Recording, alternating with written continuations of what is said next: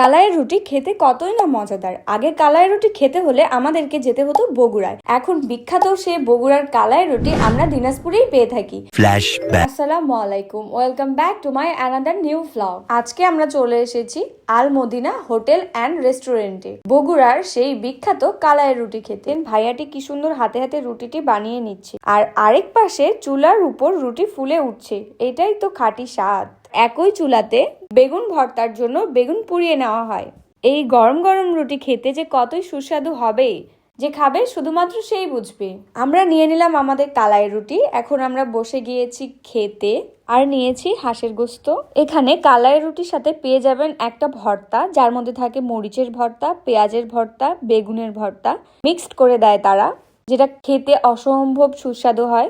10 মাইলের কালাই রুটির আলাদা ব্যাপার হলো এটি খুব লাইট কিন্তু পেট ভরিয়ে দেয়, আর বেগুন পোড়ার সাথে কম্বিনেশন এক কথায় অসাধারণ। তোমরা কে কে এসেছো 10 মাইলের এই দোকানটাতে কালাই রুটি খেতে? অবশ্যই কমেন্ট করে জানাবে। আমার ভিডিওটি ভালো লাগলে অবশ্যই লাইক কমেন্ট করে দিবে। তো আজকের ব্লগটি এই পর্যন্তই ছিল। See you in the next blog. আল্লাহ হাফেজ এভরিওয়ান।